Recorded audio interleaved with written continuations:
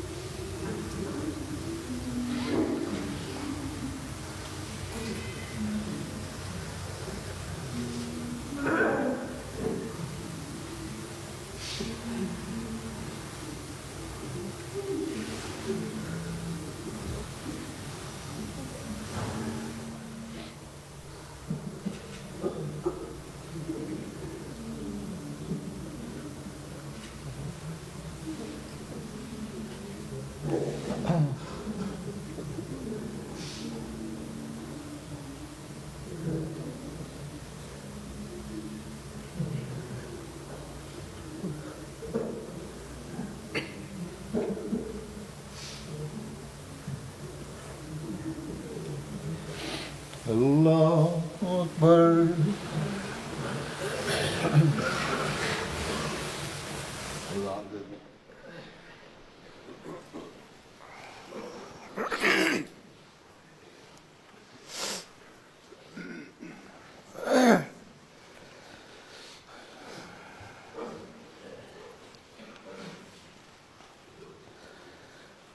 اللہ اکبر. اللہ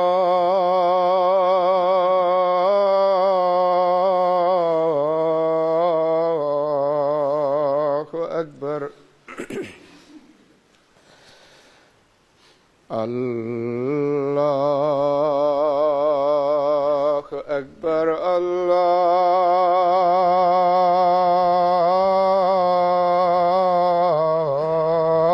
اللہ اکبر. اشہد ان لا الہ الا اللہ أشهد أن لا إله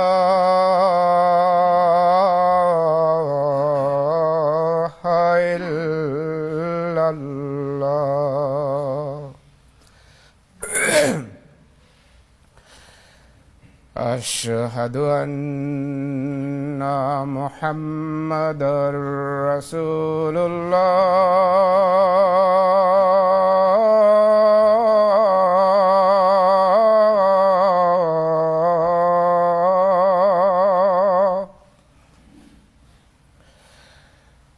أشهد أن محمدًا رسول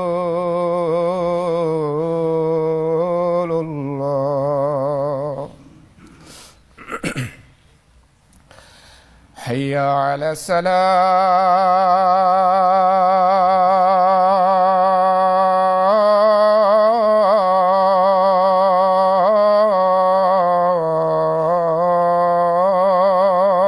الصلاة.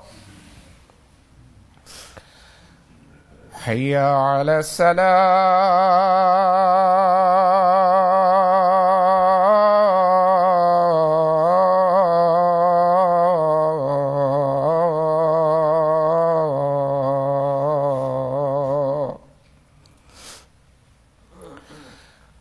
حي على الفلاح.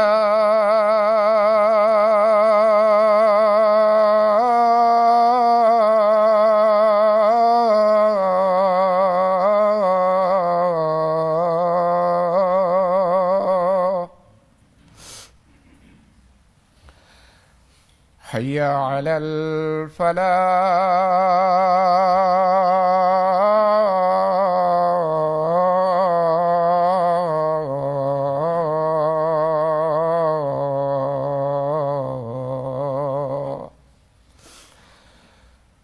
الله أكبر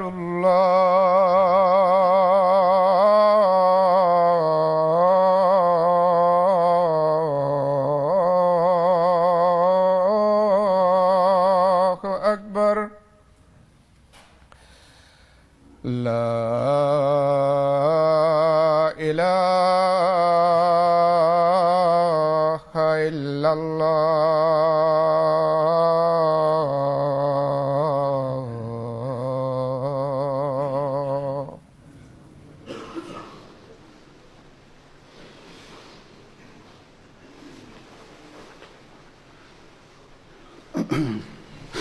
السلام عليكم ورحمة الله.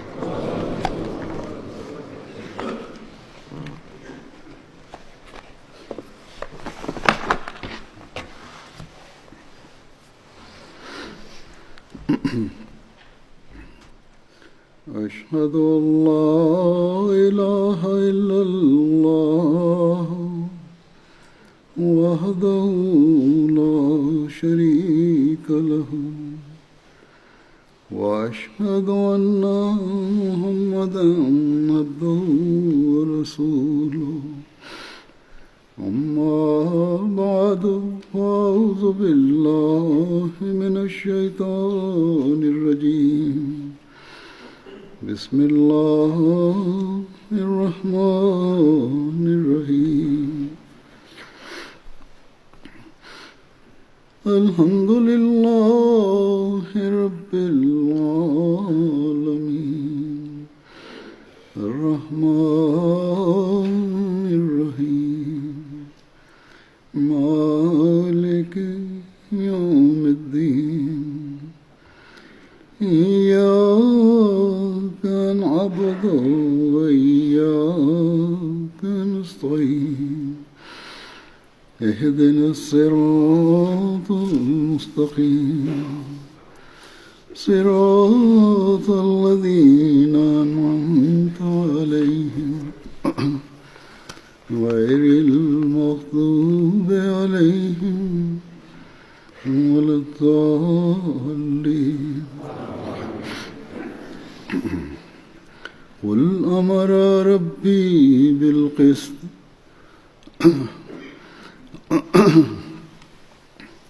قل أمر ربي بالقسط وأقيموا وجوهكم عند كل مسجد وادعوه مخلصين له الدين كما بدأكم تعودون فريقا هدى وفريقا حق عليهم الضلالة إنهم اتخذوا الشياطين أولياء من دون الله ويحسبون أنهم مهتدون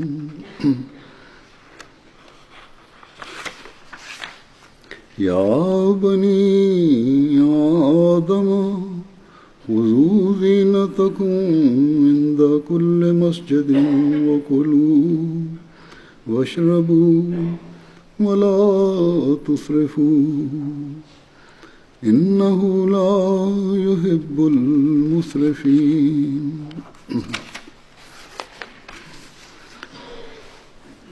ان آیات کا ترجمہ ہے کہ تو کہہ دے میرے رب نے مجھے انصاف کا حکم دیا ہے اور یہ کہ ہر مسجد کے پاس اپنی توجہ درست کر لیا کرو اور اللہ کی عبادت کو خالص اسی کا حق قرار دیتے ہوئے اسی کو پکارو جس طرح اس نے تم کو شروع کیا تھا، پھر ایک دن تم اسی حالت کی طرف لوٹو گے۔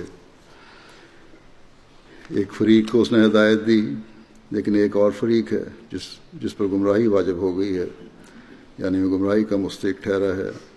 انہوں نے اللہ کو چھوڑ کر شیطانوں کو اپنا دوست بنا لیا ہے اور وہ خیال کرتے ہیں کہ وہ ہدایت پا گئے ہیں۔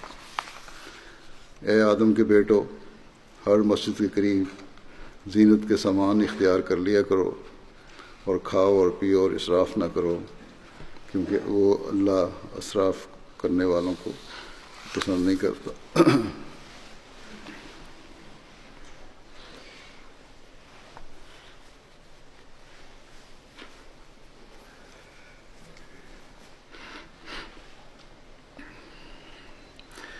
الحمدللہ اللہ تعالیٰ آج ہمیں اسلام آباد کی اس مسجد میں جمعہ پڑھنے کی توفیق عطا فرما رہا ہے۔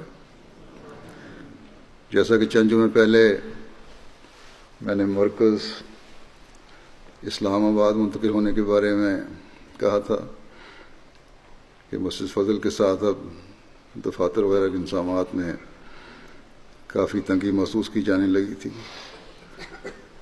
اور اب دفاتر کے لیے بھی زیادہ بہتر اور کھلی گنجائش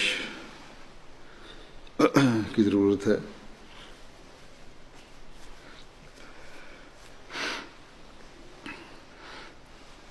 جو اب اللہ تعالیٰ کے فضل سے اسلام آباد کے تعمیراتی منصوبے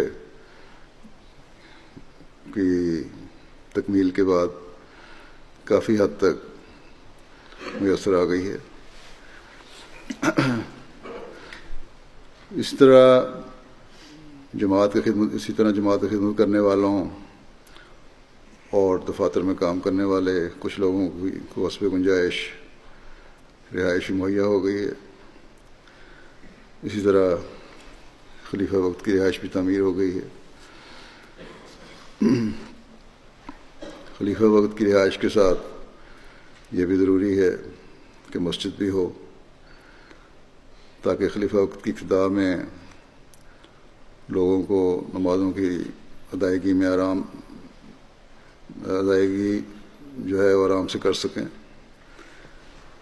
اور دوسرے جو کام ہیں درس و تدریس کے وہ بھی خلیفہ وقت سہولت سے کر سکے۔ گو آج رسمی طور پر ہم اس جمعے کے ساتھ مسجد کا افتتاح کر رہے ہیں، لیکن عملاً میرے یہاں منتقل ہوتے ہی نمازوں اور دوسرے پروگراموں کا سلسلہ شروع ہو گیا تھا۔ باہر سے خدام، اطفال اور لجنہ کے وفود آتے رہے، اور کافی بڑی تعداد میں اس میں شامل ہونے والے لوگ آتے رہے۔ اس لیے اس مسجد میں ان کے ساتھ مجالس بھی ہوتی رہیں، اور جن کے ساتھ پروگرام دوسرے چھوٹے حالوں میں ہوئے تو نماز کے لیے مسجد میں آسانی سے سہولت حاصل ہو گئی، وہ یہاں آ سکے۔ یہ مسجد فضل سے تقریباً 4 گنا زیادہ گنجائش رکھتی ہے، لیکن جو لوگوں کے وفود آتے رہے اندازہ ہوا کہ یہ مسجد بھی چھوٹی پڑتی رہی ہے۔ لیکن اس کے ساتھ ہی قبلہ رخ ایک ملٹی پرپز ہال بنایا گیا ہے، اس میں زائد لوگ نماز پڑھتے رہے، اس میں گنجائش ہے۔ تو بہرحال یہ باتیں کہنے کا مقصد یہ ہے کہ اللہ تعالیٰ کے فضل سے جماعت یو کے میں بھی اور دنیا کے مختلف ممالک میں بھی مسجدیں بن رہی ہیں، اور اللہ تعالیٰ کے فضل سے گزشتہ 10-15 سال میں مساجد کی تعمیر میں جماعتوں کو خاص توجہ پیدا ہوئی ہے، اور مساجد تعمیر ہو رہی ہیں اس توجہ کی وجہ سے۔ لیکن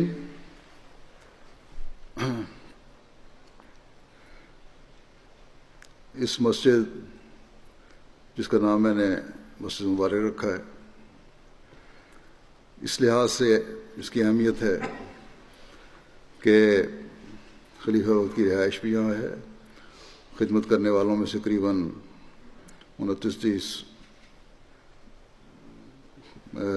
لوگوں کی رہائش بھی یہاں ہے، اچھے مناسب گھروں کی صورت میں، اور تمام ضروری دفاتر جن سے میرا روزانہ عموماً زیادہ واسطہ رہتا ہے وہ بھی یہاں ہیں۔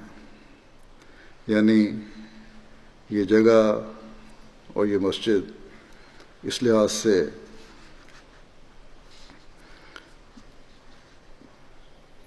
مرکزی مسجد ہے اور اہمیت رکھتی ہے۔ یہ اللہ تعالیٰ کرے کہ یہ مسجد اس لحاظ سے مسجد مبارک کی مثیل بھی ہو، اور اللہ تعالیٰ کے فضلوں کو جذب کرنے والی اور ہر لحاظ سے مبارک بھی ہو۔ جب اس کا نام رکھنے کے لیے تجویز ہو رہی تھی تو اس سے پہلے اور نام ذہن میں آتے رہے، مشورے بھی ہوتے رہے بعض ناموں کے، لیکن پھر حضرت مسیح موعود علیہ السلام کا یہ الہام ایک دم میرے سامنے آ گیا، اس کی وجہ سے یہ نام رکھا گیا۔ الہام یہ تھا کہ مبارکوں و مبارکوں و کلو امرن مبارکن یجعلو فی۔ حضرت مسیح علیہ السلام کے الفاظ میں ہی اس کا ترجمہ یہ ہے کہ یعنی یہ مسجد برکت دہندہ اور برکت یافتہ ہے، اور ہر ایک امر مبارک اس میں کیا جائے گا۔ اللہ تعالیٰ کرے کہ حضرت مسیح علیہ السلام نے جو دعائیں مسجد مبارک قادیان میں کی، اور جو آپ کی خواہشات اور تڑپ دنیا میں اسلام کے پھیلنے اور غلبہ حاصل کرنے کے لیے تھی، وہ اس مسجد کو بھی پہنچتی رہیں، اور انگلستان اور یورپ اور دنیا کے تمام ممالک میں یہاں سے توحید کے پھیلانے اور اسلام کا پیغام پہنچانے والی یہ مسجد اور یہ مرکز ہمیشہ بنے رہیں۔ یہاں مرکز کا آنا ہر لحاظ سے مبارک ہو، اور خلافت احمدیہ کی طرف سے جاری ہونے والے تمام منصوبے ہمیشہ اللہ تعالیٰ کے فضل اور برکت کو جذب کرتے رہیں، اور اللہ تعالیٰ کی نظر میں جن برکتوں کا حضرت مسیح علیہ السلام کی مسجد سے تعلق تھا وہ اسے بھی ملتی رہیں۔ مجھے یہ نہیں پتا تھا کل تک، اور کل ہی میرے سامنے یہ بات آئی کہ جب ربوہ کی آبادی شروع ہوئی ہے تو اس وقت بھی حضرت مسلم موعود رضی اللہ عنہ نے مسجد مبارک کی تعمیر کے وقت یہی فرمایا تھا کہ مسجد مبارک کے قادیان کے قائم مقام اور اس کا ذل اور مسیل ہوگی، یعنی ربوہ میں جو مسجد مبارک تھی وہ اس کا مسیل ہوگی۔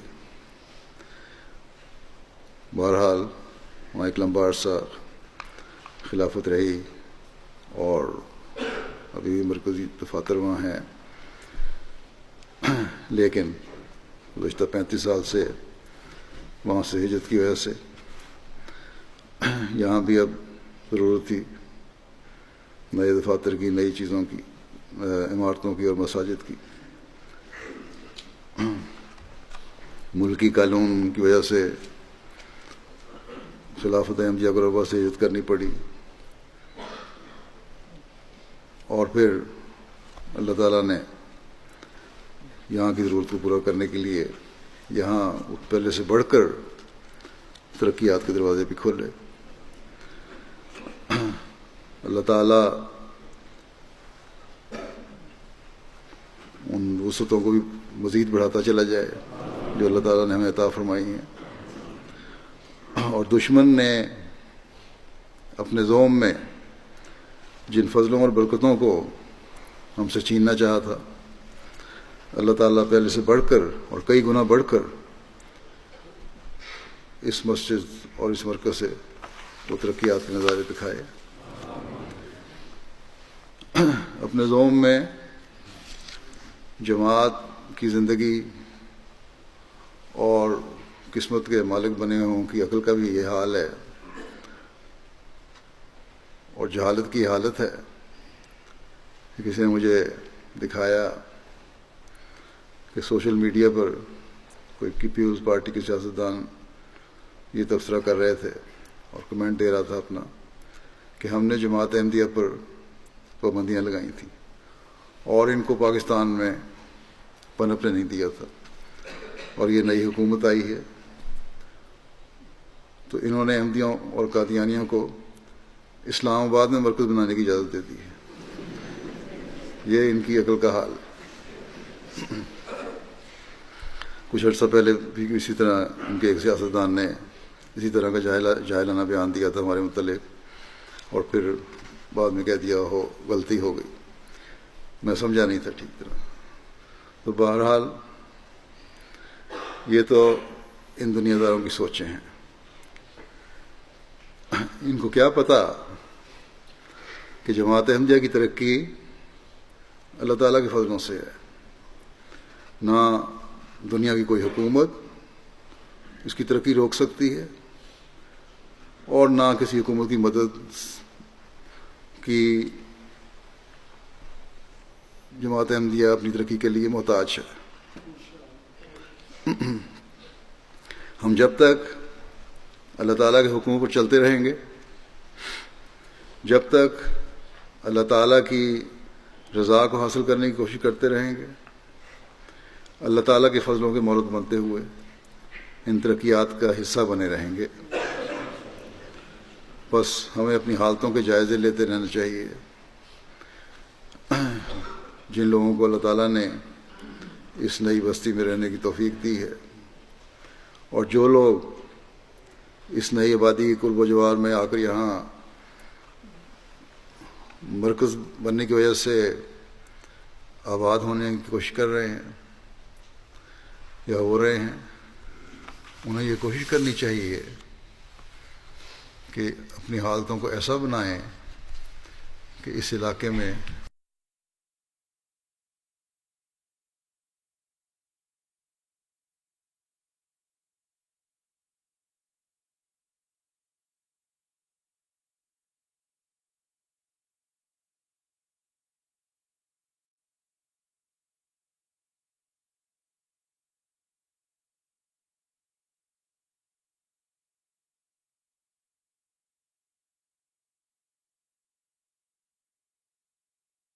سے ہوتے رہے 2004 تک دیکھیں، اور پھر اب آلٹر میں ہو رہے ہیں، وہ بھی قریبی جگہ ہے، لیکن اب ایک نئی صورت یہاں کی آبادی کو ملی. نئی صورت یہاں کی آبادی کو ملی، اور اس لحاظ سے یہاں کے مقامی لوگ بھی ہمیں ایک اور نظر سے دیکھیں گے. اچانک جو یہاں آ کر احمدیوں نے گھر لینے شروع کر دیے ہیں، یہاں کی آبادی کو اس کا احساس ہو گیا ہے، اور وہ اس کا ذکر بھی کرنے لگ گئے ہیں کہ تمہارے جو خلیفہ ہیں یا تمہارے سربراہ ہیں جماعت کے، ان کے یہاں آنے کی وجہ سے اچانک یہ تم لوگوں کا رخ ہوا ہے اس طرف. بس اس وجہ سے اپنے نمونے پہلے سے بڑھ کر دکھانے ہوں گے، ان پر اپنا اچھا اثر ڈالنا ہوگا. اگر ہمارے شور کی وجہ سے، ہمارے ٹریفک کی بے قاعدگی کی وجہ سے، یا کسی بھی اور وجہ سے ہمسائے ڈسٹرب ہوتے ہیں، تو ایک غلط پیغام ہم یہاں کے رہنے والوں کو دے رہے ہوں گے. اللہ تعالیٰ کے نام پر ہماری شکر گزاری صرف منہ کی باتیں ہوں گی اگر ہم اسلام کو صحیح پیغام نہیں دے رہے اپنے عمل سے. اللہ تعالیٰ کی شکر گزاری تو اس بات کا تقاضا کرتی ہے کہ ہماری باتیں اور ہمارے کام، ہماری تعلیم اور ہمارے عمل ایک دوسرے سے مطابقت رکھتے ہیں. نہ یہ کہ ہم کہیں کچھ اور کریں کچھ. اللہ تعالیٰ نے قرآن کریم میں ہمیں مسجدوں کے حوالے سے بھی ارشاد فرمائے ہیں. یہ آیات جو میں نے تلاوت کی ہیں، ان میں بھی ہمیں بہت اہم باتوں کی طرف توجہ دلائی گئی ہے. ان باتوں کی طرف اگر ہم توجہ رکھیں تو جہاں ہم اللہ تعالیٰ کی عبادت کے حق ادا کرنے والے ہوں گے، وہاں اس کی مخلوق کے حق ادا کرنے والے بھی ہوں گے.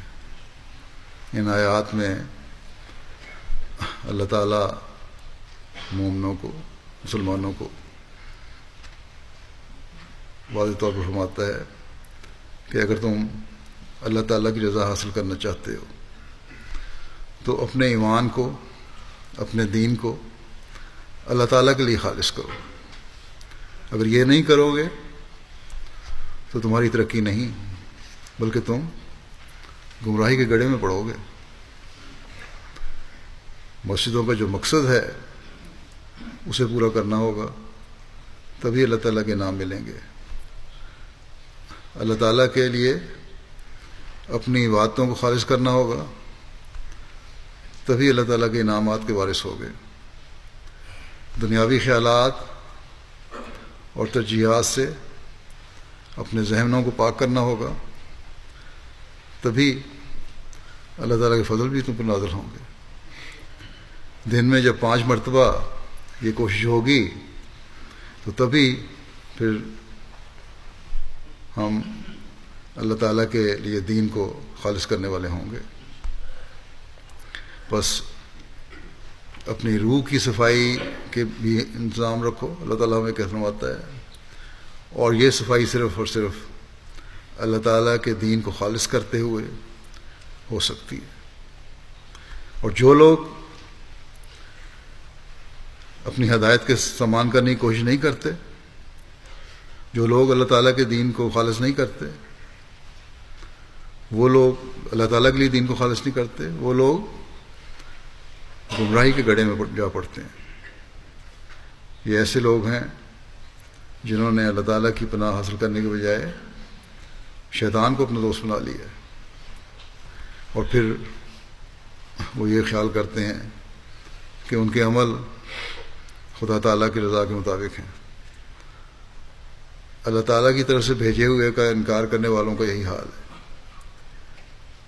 آج کل علماء سو جو ہم دیکھتے ہیں، ہمارے مخالفین جو ہیں، ان کا یہی حال ہے. اپنے ساتھ عامت الناس کو بھی یہ علماء گمراہ کر رہے ہیں۔ ان لوگوں کو یہی زوم ہے کہ ہمارے سے زیادہ اسلام پر عمل کرنے والا کوئی نہیں، یعنی ان لوگوں سے زیادہ اپنے مقصد حاصل کرنے کے لیے کوئی بھی طریقہ اور کوشش یا مکر یہ نہیں چھوڑتے، اور حکومتیں بھی پھر ان سے خوف زدہ رہتی ہیں۔ آج کل پاکستان میں کراچی میں اس مخالفت کو زور ہے، اور اس بات پر مصر ہیں، حکومت ہمیں یہی کہتی ہے کہ ہم اپنی مسجدوں کے مینارے گرائیں۔ لاکھ ان کو کہا کہ مسجدوں کے مینارے جو بنے ہوئے ہیں پرانی مسجدیں ہیں، 50-60 سال سے بنی ہوئی مسجدیں ہیں یہ، لیکن ان کو سمجھ نہیں آتی۔ مولوی کا خوف احتیاش ہے۔ افراد جماعت پر ظلم و تعدی میں یہ لوگ بڑھتے چلے جا رہے ہیں۔ حضرت مسیح موعود علیہ الصلوۃ والسلام کے خلاف دشنام ترازی میں حد سے بڑے ہوئے ہیں۔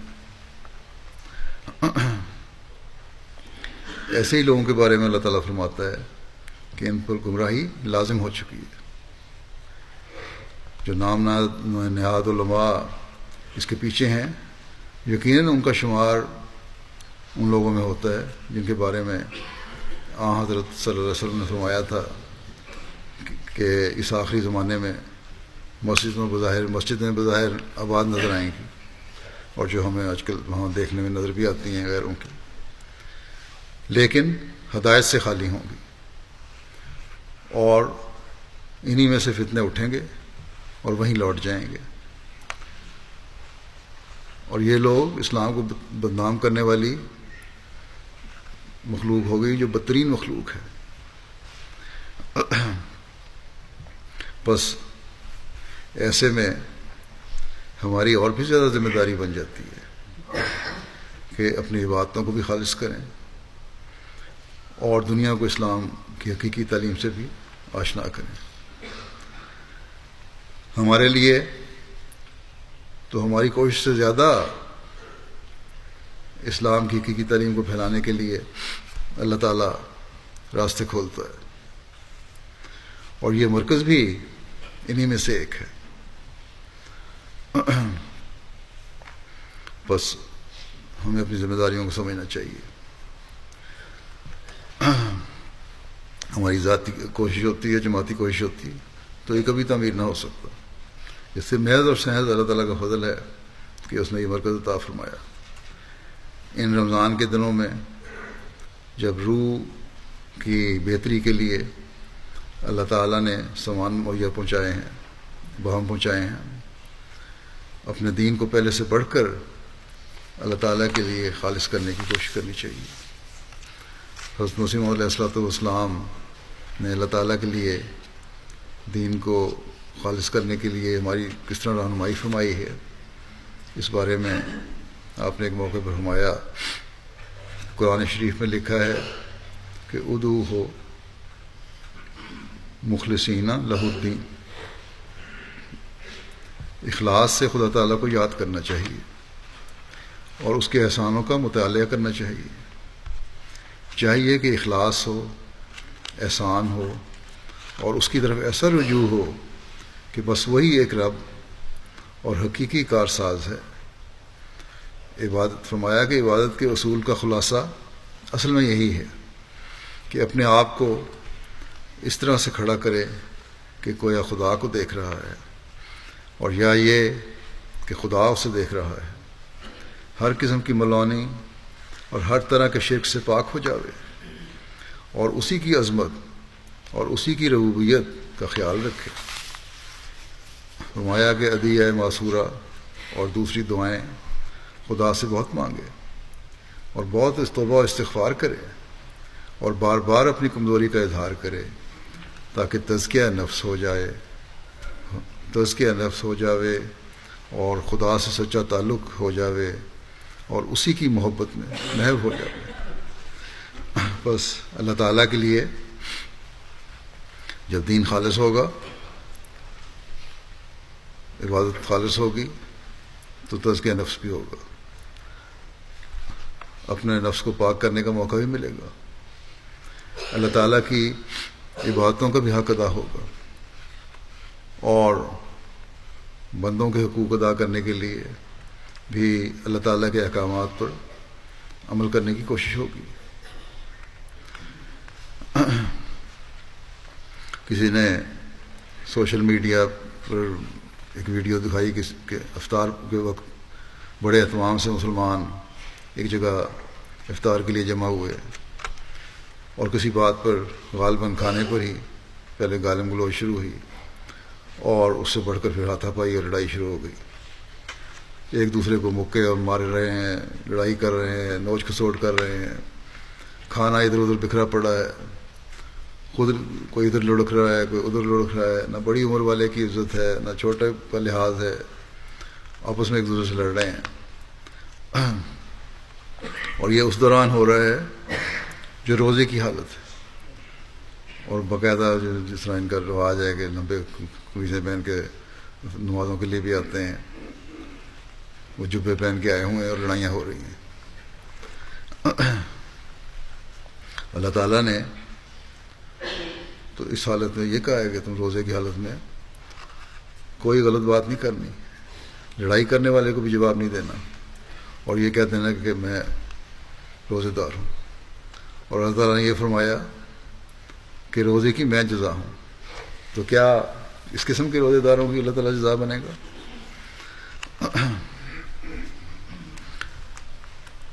کیا یہ لوگ ہیں جو اللہ تعالیٰ کی رضا حاصل کرنے والے بن رہے ہیں؟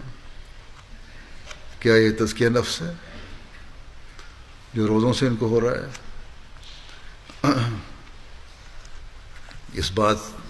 ان باتوں سے اور بھی واضح ہو جاتا ہے کہ آنے والے امام کو ماننے کی کیا اہمیت ہے، اور کتنا ضروری تھا کہ مسلمانوں کی اصلاح کے لیے امام وقت آتا، اور جو وہ آیا تو اس کو نہیں مان رہے۔ لیکن یہ باتیں ہمیں اور اس طرح متوجہ کرتی ہیں کہ ہم اپنے جائزے لیں، اپنی اصلاح کریں، چھوٹی چھوٹی باتوں پر ہمارے اندر بھی اگر کوئی رنجشیں اور بے چینیاں ہیں تو ان کو دور کریں، اور روزوں کا حق ادا کرنے والے ہوں، اللہ تعالیٰ کے لیے خالص ہوتے ہوئے اس کی عبادت کرنے والے ہوں، اور پھر اس کے احکامات پر عمل کرنے والے ہیں۔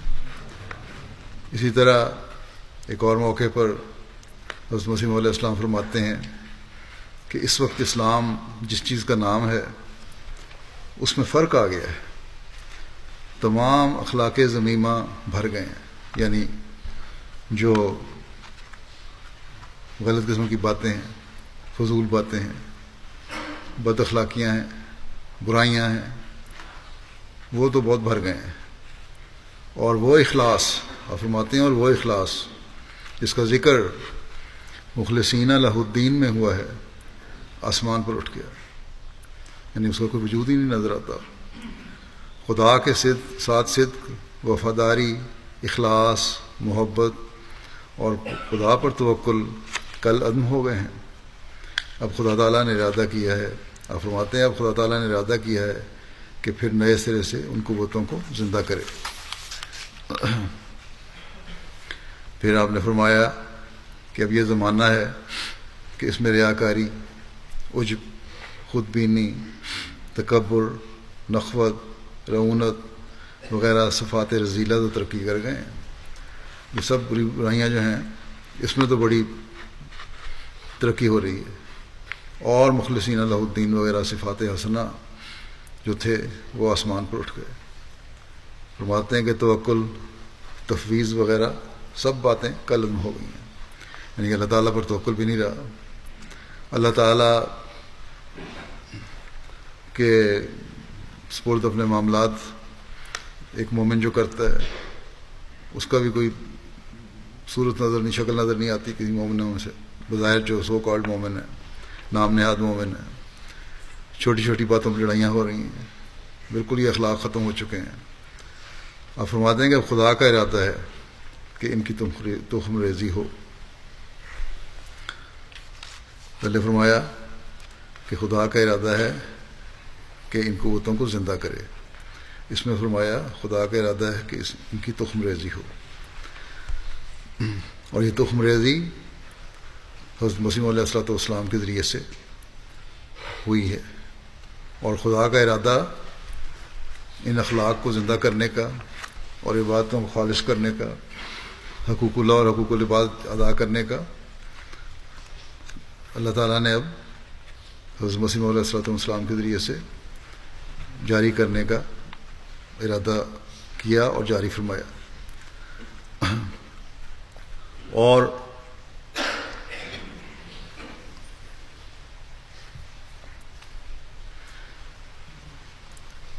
آگے اس تخم ریزی سے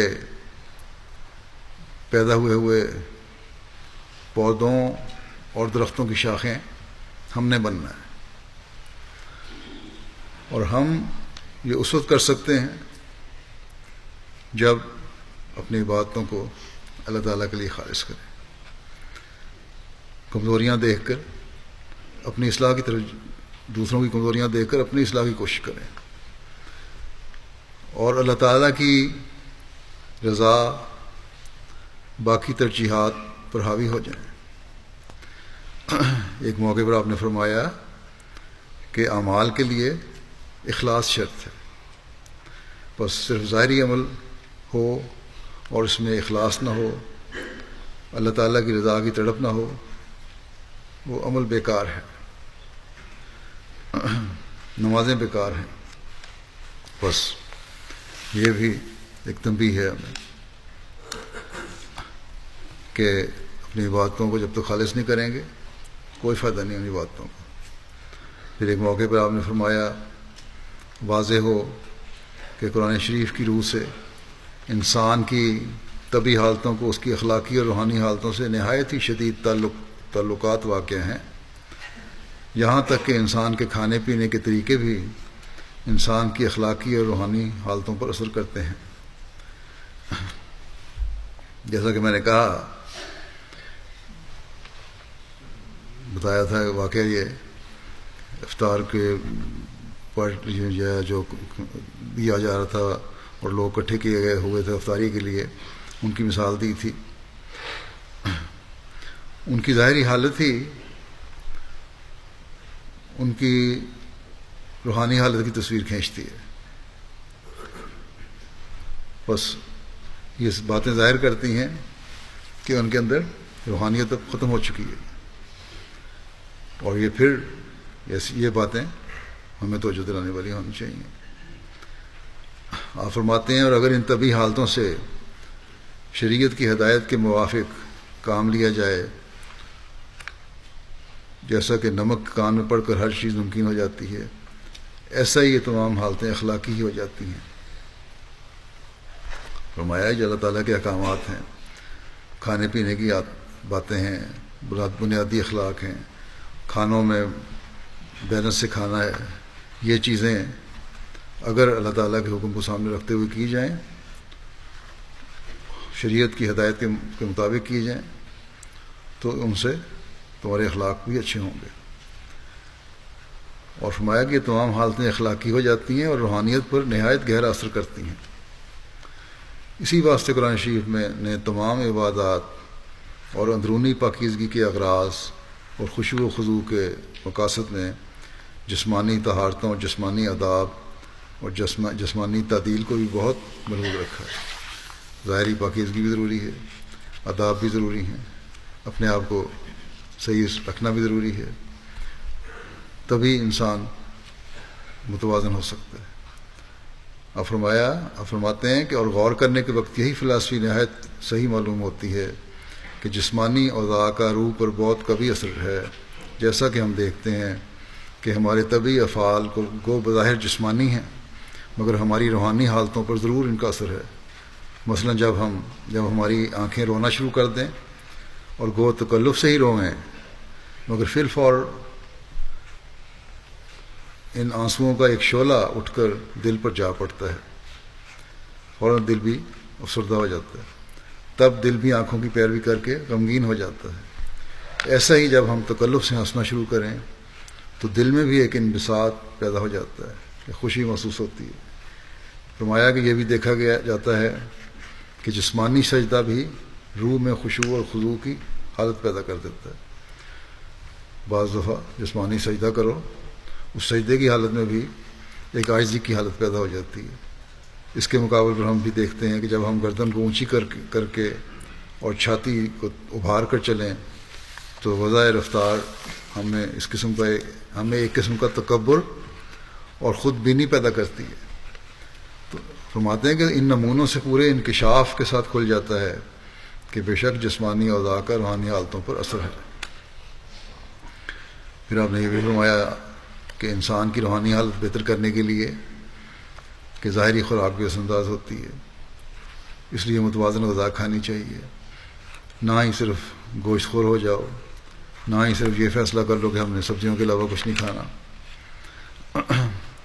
اللہ تعالیٰ نے جو پاکیزہ چیزیں انسان کے لیے پیدا کی ہیں انہیں کھانے کی اجازت ہے، جو حلال ہیں، طیب ہیں، اس میں توازن اور اسراف نہ ہو. تو یہ انسان کی روحانی اور اخلاقی حالت پر بھی اثر انداز ہوتی ہیں. متوازن غذا انسان کے اخلاق بھی غذا سے انسان کے اخلاق بھی متوازن رہتے ہیں اور اللہ تعالیٰ کی عبادت کی طرف بھی توجہ رہتی ہے. آپ نے فرمایا کہ یہ اسلام کی خوبصورتی ہے کہ ہر معاملے میں رہنمائی کرتی. آپ نے فرمایا کہ یہ خدا تعالیٰ کا ان لوگوں پر اور تمام دنیا پر احسان تھا کہ حفظان صحت کے قواعد مقرر فرمائے، یہاں تک کہ یہ بھی فرما دیا کہ کلو واشربوا ولا تسرفوا، یعنی بے شک کھاؤ اور پیو مگر کھانے میں بھی بے جا طور پر کوئی زیادت کیفیت یا کمیت کی مت کرو، کیونکہ اس سے بھی توازن خراب ہوتا ہے اور اس کا اثر پھر روحانی حالتوں پر بھی پڑتا ہے. بس ایک حقیقی عابد جو اللہ تعالیٰ کے لیے خالص ہو کر عبادت کرتا ہے وہ نہ صرف اپنی روحانی حالت بہتر کرتا ہے، اللہ تعالیٰ سے تعلق میں بڑھتا ہے، بلکہ اپنی جسمانی حالت بھی ٹھیک کرتا ہے اور اللہ تعالیٰ کی نعمتوں کا استعمال بھی اللہ تعالیٰ کی رضا حاصل کرنے کے لیے کرتا ہے.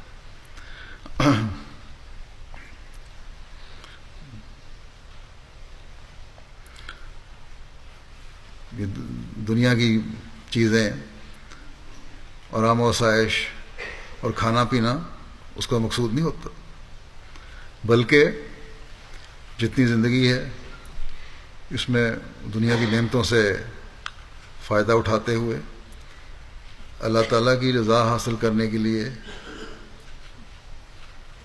اور اس زندگی کو گزارنے کی کوشش کرتا ہے، اور یہی اس کا مقصود ہوتا ہے کہ وہ اللہ تعالیٰ کی رضا حاصل کرنے کی کوشش کرے.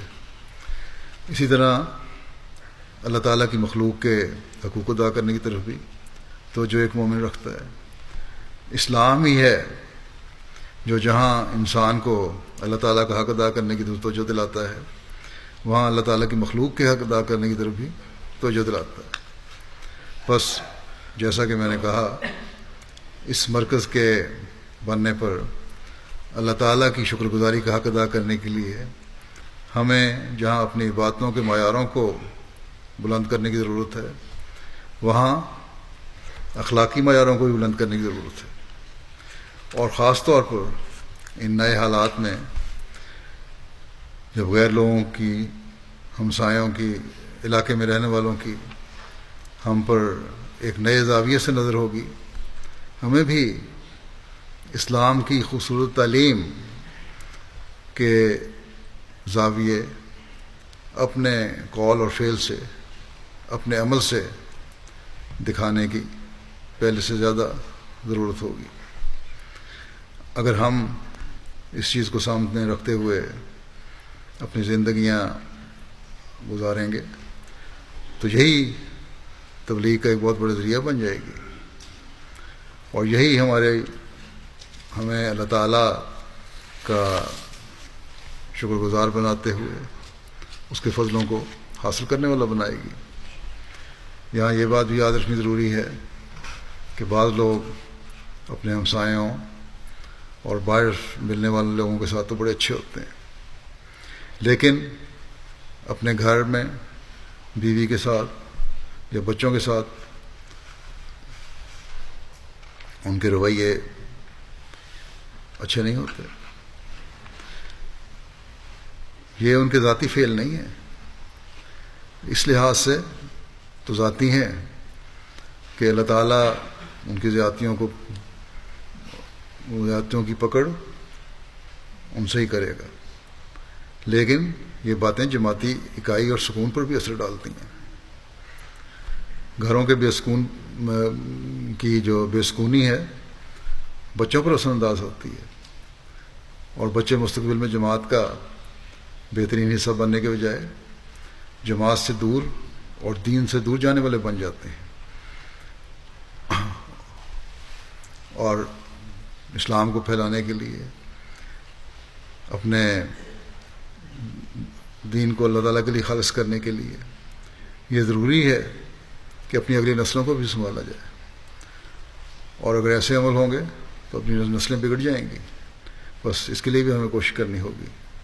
اس لحاظ سے یہ جماعتی چیز ہے، کیونکہ وہ بچے دیکھتے ہیں کہ میرا باپ بظاہر تو بڑا دیندار ہے اور جماعت میں بڑا اچھا سمجھا جاتا ہے، لیکن گھر میں اس کا رویہ بالکل مختلف ہے، اور یہ رد عمل پھر اگلی نسل کو برباد کر دیتی ہے. پھر گھر کے جھگڑوں سے بیوی کے گھر والوں اور خاوند کے گھر والوں میں رنجشیں بڑھنی شروع ہو جاتی ہیں، تو معاشرے کا امن بھی برباد ہوتا ہے. بس ایسے گھر جو ہیں جہاں اس قسم کی باتیں پیدا ہو رہی ہیں وہ اپنے گھروں کے امن و سکون کو بھی قائم رکھنے کی کوشش کریں، بلکہ یہ فیصلہ کریں کہ ہم نے یہ کرنا ہے. اللہ تعالیٰ نے ہمیں جماعت کے ساتھ جوڑ کر جو فضل اور احسان کیا ہے اس کے شکرانے کے طور پر ہم اپنی حالتوں کو اللہ تعالیٰ کے لیے خالص کرتے ہوئے اس کے احکام پر چلتے ہوئے ڈھالنے کی کوشش کریں گے. اسی طرح جن عورتوں میں ذرا ذرا سی بات پر غصے کا پہلو غالب آ جاتا ہے انہیں بھی اپنے بچوں کی تربیت کے لیے اپنی حالتوں میں تبدیلی کی ضرورت ہے. اس رمضان کو اس لحاظ سے بھی ممتاز بنا لیں کہ اپنے گھروں کو بھی اس مہینے کی برکتوں سے ہم نے سنوارنا ہے. رمضان میں مسجدوں کی طرف توجہ پیدا ہوئی ہے تو مسجدوں کی جو اصل زینت ہے تقویٰ، اس میں ہم نے بڑھنا ہے. اور جیسا کہ حضرت مسیح علیہ السلام نے فرمایا کہ تقویٰ پر چلتے ہوئے ریاکاری اور تکبر اور عمونت وغیرہ سے بچنا ہے. جتنے زیادہ اللہ تعالیٰ کے فضل ہم پر ہو رہے ہیں اتنا زیادہ ہمیں ان باتوں کو سوچنا چاہیے کہ ہم ہر معاملے میں خدا تعالیٰ کی رضا کی راہوں کو تلاش کرنے کی کوشش کریں. ان نمازیوں میں سے نہ بنیں جن سے اللہ تعالیٰ نے ناراض ہو کر ان کی نمازوں کو ان کی ہلاکت کا موجب بنایا ہے، بلکہ ان لوگوں میں ہمارا شمار ہو جو اللہ تعالیٰ کی رضا حاصل کرنے والے اس کے انعاموں کے وارث ہیں. یہ مرکز جو اللہ تعالیٰ نے ہمیں عطا فرمایا ہے اصل غرض تو اس کی دین کی ضروریات کے لیے استعمال کرنا ہے، لیکن دنیا داری کے لحاظ سے بھی یہ اللہ تعالیٰ کا بہت بڑا فضل ہے جو اس انعام سے اس نے ہمیں نوازا ہے. جیسا کہ میں نے پہلے بھی کہا ہم اپنی کوشش سے اس کو حاصل نہیں کر سکتے. گویا اس مرکز کے ذریعے سے ہمیں اللہ تعالیٰ نے دینی اور دنیاوی دونوں انعامات سے نوازا ہے. بس ہر پہلو کو سامنے رکھتے ہوئے ہمیں اللہ تعالیٰ کی شکر گزاری کرنی چاہیے.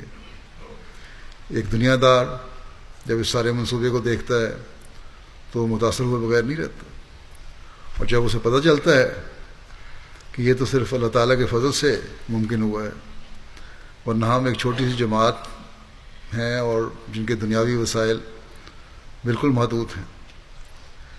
افراد جماعت کی قربانیوں سے یہ سب کچھ ہوتا ہے تو وہ مزید حیران ہوتے ہیں، اور ان لوگوں کو پھر احساس ہوتا ہے کہ آج بھی وہ زندہ خدا ہے جو جن کی مدد کرنا چاہتا ہے کرتا ہے. جن کو نوازنا چاہتا ہے ان کو نوازتا ہے. بس بظاہر ایک دنیا دار جو ہے اس ذریعے سے اس کو اوپر بھی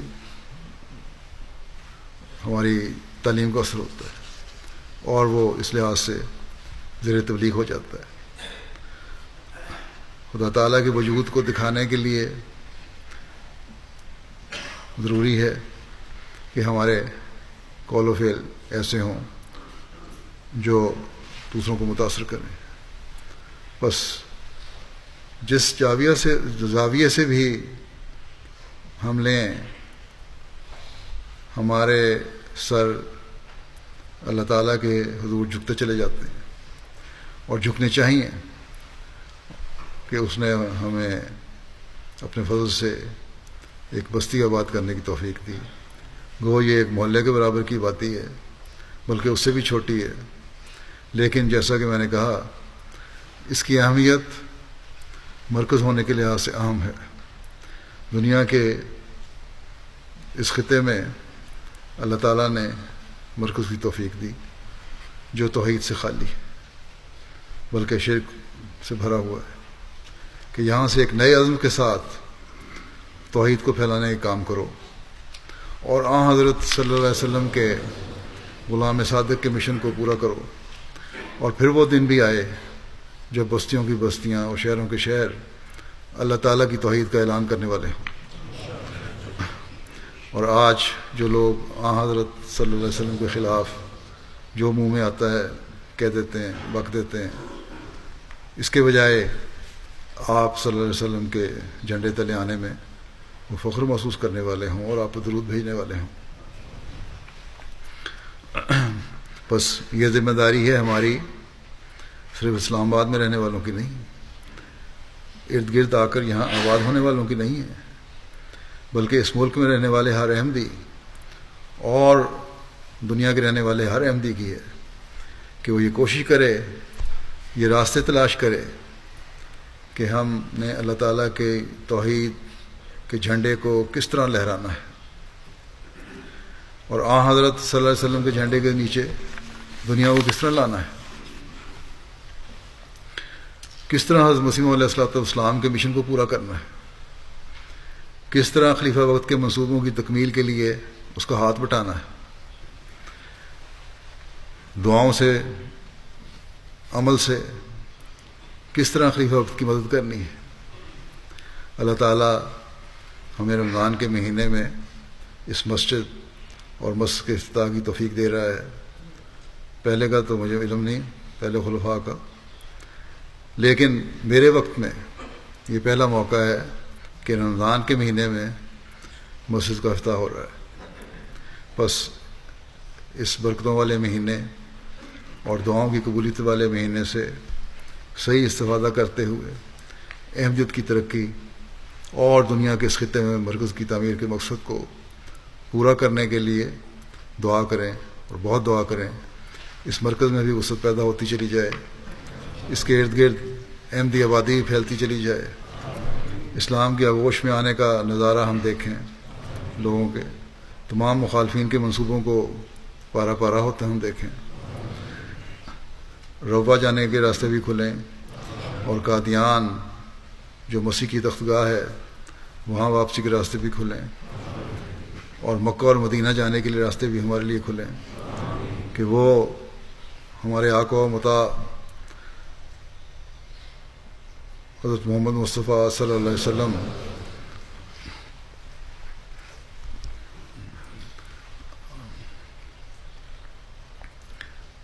کے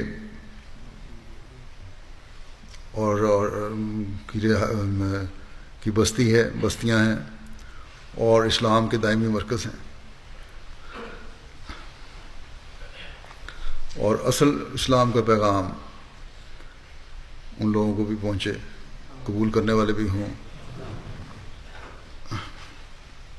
اور وہ حضرت صلی اللہ علیہ وسلم کے غلام صادق کی تصدیق کرنے والے بن جائیں.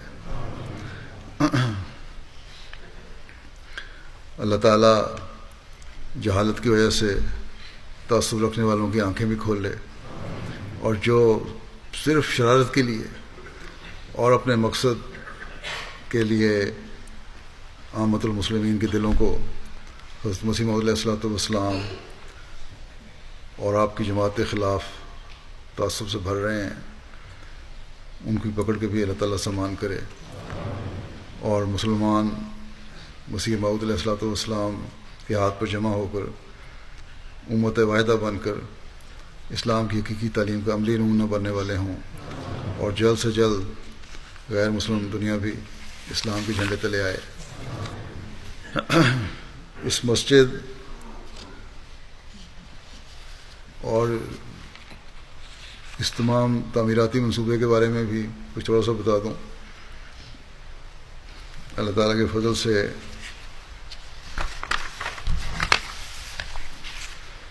یہ مسجد جو ہے، اس کا جو نمازیوں کی گنجائش کا ایریا ہے،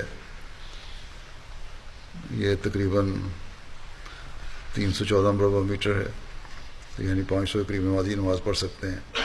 اسی طرح ہال ہے جس میں 1200 کے قریب ایک جگہ اور 110 کے قریب ایک جگہ لوگ نماز پڑھ سکتے ہیں۔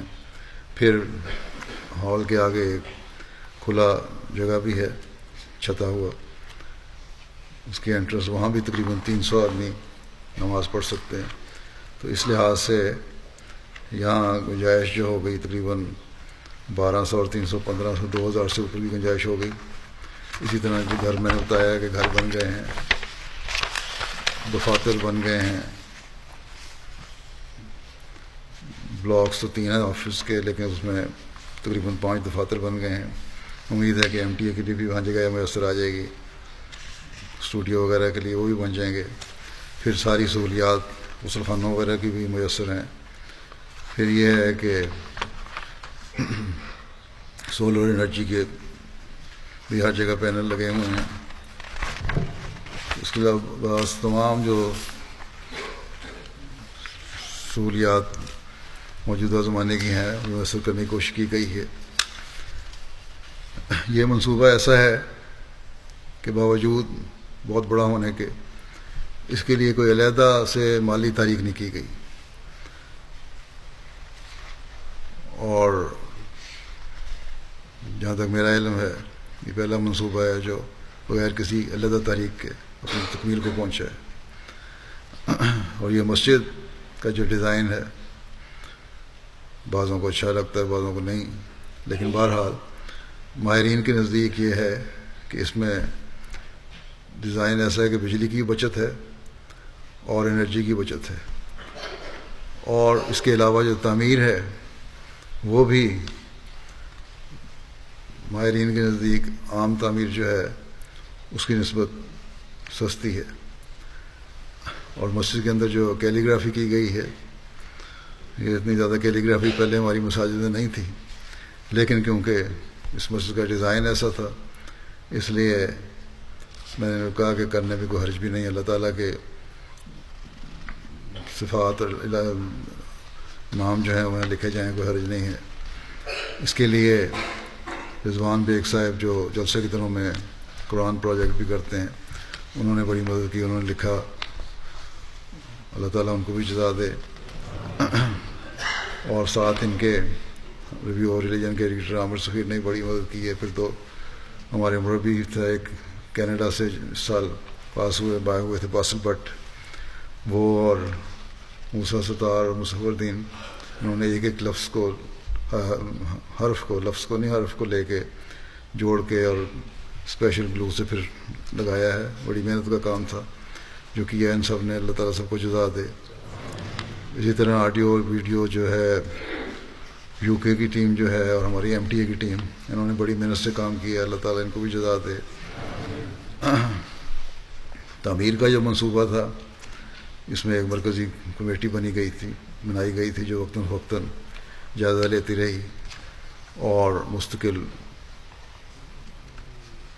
نگرانی کرنے والے بھی کچھ 2 شامل کیے تھے ان میں، جو ایک تو وقف عارضی کے تھے ادریس صاحب، اور ایک مستقل وقف نو لڑکے انجینئر ہیں ہمارے وقف زندگی فاتح، انہوں نے مستقل نگرانی بھی رکھی ہے۔ بعض کمیاں خامیاں ہوتی ہیں، لیکن بہرحال عمومی طور پر نگرانی کی گئی اور ابھی تک کام کروا رہے ہیں۔ اس کے علاوہ جو کمیٹی کے ممبر جو والنٹیئر کرتے رہے یہاں آ کے اور اپنا وقت دیتے رہے، ممبر بھی تھے، وہ چودھری ظہیر صاحب ہیں، انہوں نے بڑا اچھا کام کیا، اللہ تعالیٰ ان کو بھی جزا دے۔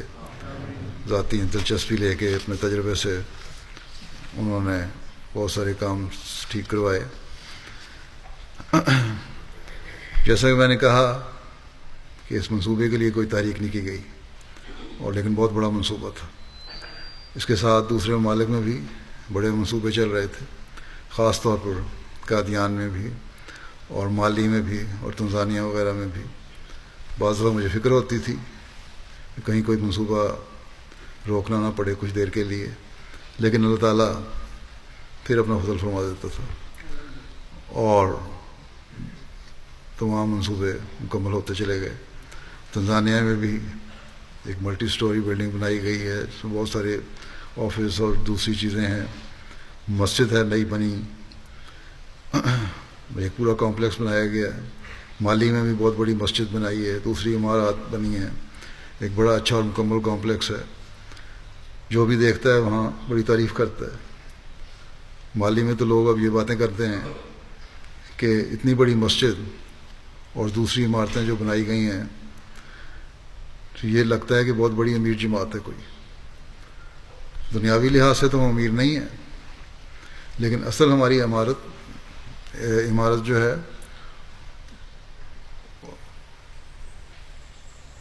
تو اللہ تعالیٰ نے ہمیں امیر بنایا ہے، اللہ تعالیٰ کی وجہ سے، اللہ تعالیٰ کے فضلوں سے۔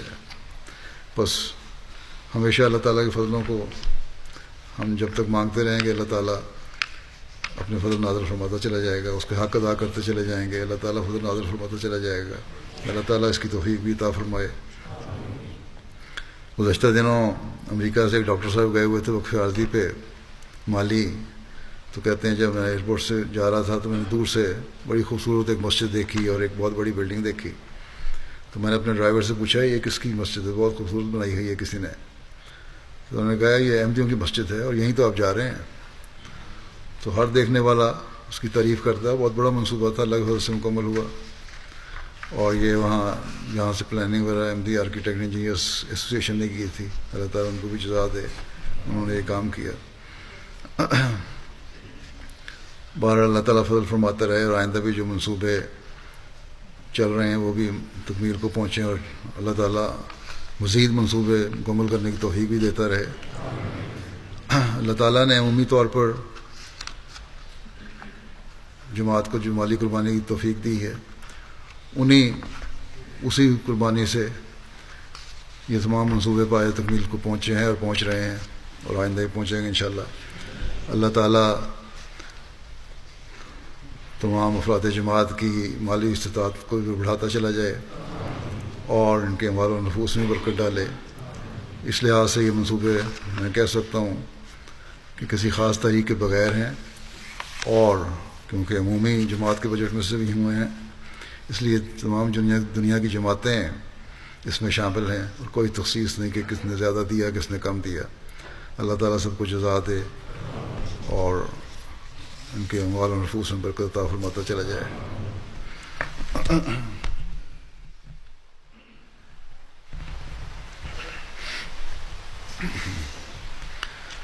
الحمد لله نحمده ونستعينه ونستغفره ونؤمن به ونتوكل عليه ونعوذ بالله من شرور أنفسنا ومن سيئات أعمالنا من يهده الله فلا مضل له ومن يضلل فلا هادي له ونشهد أن لا إله إلا الله ونشهد أن محمدا عبده ورسوله عباد الله رحمكم الله إن الله يأمر بالعدل والإحسان وإيتاء ذي القربى وينهى عن الفحشاء والمنكر والبغي يعظكم لعلكم تذكرون اذكروا الله يذكركم وادعوه يستجب لكم ولذكر الله أكبر